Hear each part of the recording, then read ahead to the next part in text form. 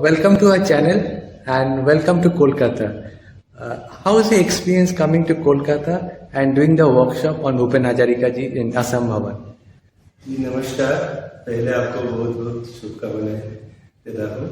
Actually ये मेरा first time नहीं है कलकत्ता आने का। मैं पहले भी यहाँ आया था, बहुत शो वगैरह किया था। रविंद्र सदन में भी हम लोग का फॉक का प्रोग्राम हुआ था पहले, लेकिन इस बार मैं आया था गाना सीखने के लिए, मतलब म्यूजिकल वर्कशॉप में।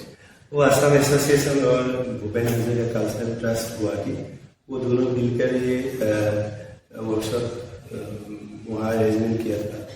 पहले भी हुआ था, लेकिन इस बार मैं आया हूँ और मेरा साथ डोली घोष जो असम का वेल नाम सिंगर है, वो बंगाल का ही है, मतलब आजकल बंगाल में रहते हैं। वो डोली बाइट भी हम लोग के साथ भूपेन दा का गाना, भूपेन दा का डोली बाइट ने बांग्ला गाना इसमें ट्रेनिंग किया। मैं असमिया गाना भूपेन दा का जो था, वो उसका जो असम एसोसिएशन का जो लोग हैं और बाहर का भी लोग आए थे, बंगाली लोग, उन लोगों ने भी सीखा। खूब बढ़िया एक्सप्रेशन। हम लोग का म्यूजिशियन भी बंगाली था, वो लोग इतना अच्छा भूपेन दा के गाने में एकम्पनी किया, अच्छा लगा। ये बहुत अच्छी बात है कि कलकत्ता में बंगाली लोगों को हम लोग ने असमिया गाना भूपेन दा का गाना सिखाया। Your own journey with music, how it all started? Actually मेरा जर्नी बचपन से हुआ था, पर मैं इतना क्लासिकल इतना मैं ट्रेनर नहीं, मैं इतना क्लासिकल ट्रेनिंग नहीं लिया था। शायद गॉड का मेरा गिफ्ट था और मेरा गुनीजन था जो मुझे सजेस्ट किया था तुम याद करो। और एक्चुअली मेरा क्लासिकल था मेरा, लेकिन क्लासिकल वो हिंदुस्तानी क्लासिकल नहीं था। असम का एक क्लासिकल म्यूजिक है, वो है बॉलगीत, जो महापुरुष शंकर देव वो 14th सेंचुरी में मतलब वो म्यूजिक क्रिएट किया था। इसका क्लासिकल बेस है, लेकिन क्लासिकल म्यूजिक जैसे भाटखंडे वगैरह से भी अलग है। और उसका थीम कंप्लीट डिवोशनल है। कृष्ण वंदना का उसने गीत लिखा था, वो राग बेस सॉन्ग है। तो हम लोग ने वो सर्च किया बचपन से। तो वो क्लासिकल म्यूजिक ने मुझे एक जान दिखाया। उसके बाद असम का म्यूजिक का पायनर है ज्योति प्रसाद अग्रवाल, विष्णु राभा, भूपेन हाजरिका, उन लोगों का म्यूजिक मैंने सीखा गुनीजन से। तो इसी से मेरा जर्नी शुरू हुआ। मैं असम का एक बढ़िया इंडस्ट्री है मोबाइल थिएटर इंडस्ट्री। तो मोबाइल थिएटर में असम का बहुत मोबाइल थिएटर है, जो विभिन्न असम के विभिन्न चैनलों में जाके वो लोग नाटक 3 दिन का शो देते। मैं वो थिएटर में भी था और वो थिएटर में असम का बहुत गुनी म्यूजिक डायरेक्टर ने म्यूजिक कंपोज किया। तो उस थिएटर से मैंने बहुत सीखा है। विभिन्न मैंने बहुत रेपुटेड म्यूजिक डायरेक्टर से मैंने काम किया। तो उसमें भी थिएटर का म्यूजिक जैसा होता है, फॉक म्यूजिक होता है, यहाँ में हमें क्लासिकल भी होता है, मॉडर्न या डांस म्यूजिक भी होता है, वेराइटीज म्यूजिक का मतलब ड्रामा होता है। तो उनसे मैंने सीखा और यही मेरा जर्नी है। और इसे जर्नी बढ़ जा रहा है, इस तरह की बात है। And in this, your biggest inspiration or role model in this journey? Actually मेरा रोल मॉडल तो भूपेन हाजरिका है, क्योंकि भूपेन दा का गाना तो छोटी सी उम्र में भी मैंने सीखा है।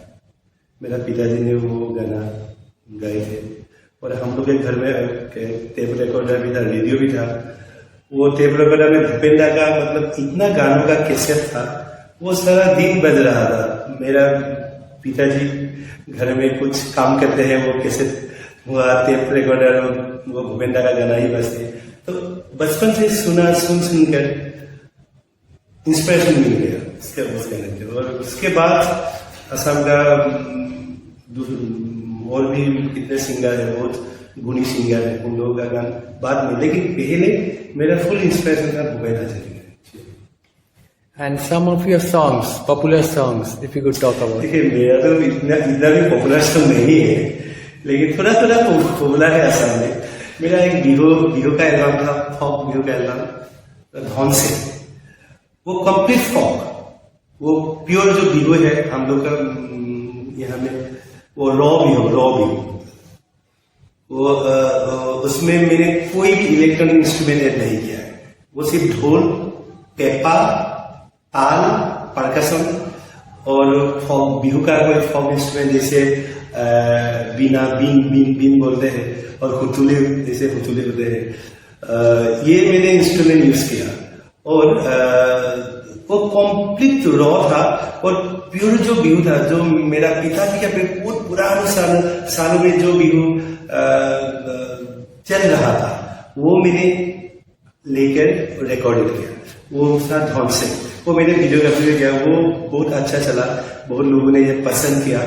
और उसके बाद असम के पॉपुलर एक्ट्रेस बरसा रानी दिखा, उनके साथ भी मैंने एक एल्बम किया, धो टूला, और गाना तो बहुत किया लेकिन बस वो थोड़ा चला है। अभी लास्ट में असम का एक ज्योति प्रसाद विष्णु जैसे था, वो पार्वती प्रसाद अग्रवाल, पार्वती प्रसाद बुलवा, वो भी एक फिल्म डायरेक्टर था। वो असम का 3rd फिल्म उसने किया था।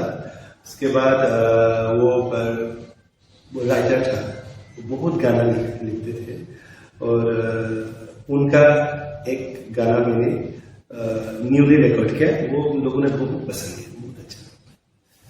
And this trend of fusion Yeah. with folk with Western music, Yeah. your thought on this fusion of folk music? Actually ये अच्छी बात भी है, क्योंकि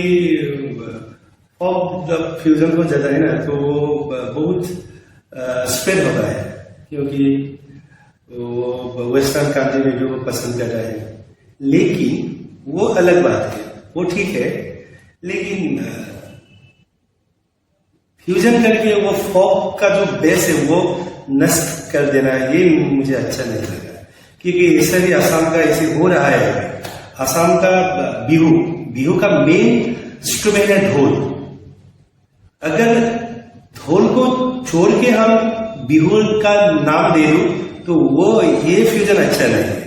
इसका ढोल होना चाहिए पेपा में, इसके बाद थोड़ा गिटार ऐड करो, ड्रम्स ऐड करो, क्योंकि वो इंटरनेशनल जाने के लिए कुछ तो करना पड़ेगा।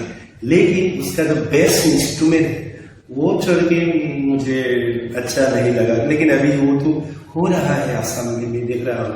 असम नहीं है, वो सारा इंडिया में ऐसे हो रहा है। उसका जो फॉक इंस्ट्रूमेंट, उसको फॉक इंस्ट्रूमेंट, एक्चुअली एक गाना इंस्ट्रूमेंट छोड़ के एक गाना कभी नहीं होता।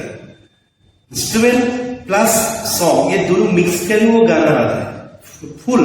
ओके, अगर उसका इंस्ट्रूमेंट ही छोड़ दिया, मैंने ढोल, बिहू का इंस्ट्रूमेंट ढोल छोड़ दिया, तो वो बिहू कैसे होगा?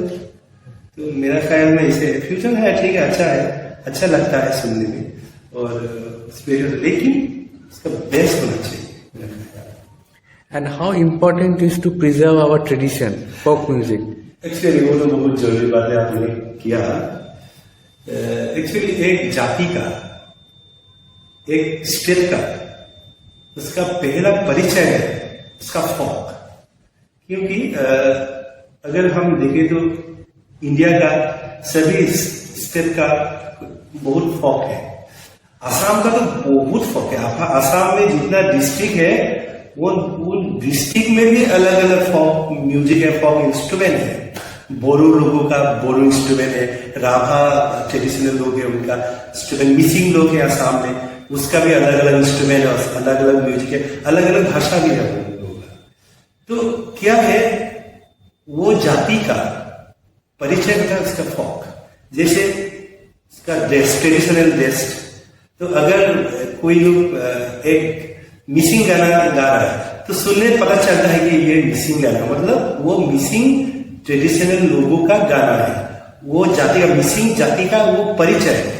तो ये प्रिजर्व करना बहुत जरूरी है, क्योंकि धीरे धीरे देख रहा हूं कि ग्लोबलाइजेशन के तरह प्रभाव से हम लोग का अभी फॉक इंस्ट्रूमेंट, न्यू जनरेशन इतना इंटरेस्टेड नहीं है कि फॉक म्यूजिक के लिए।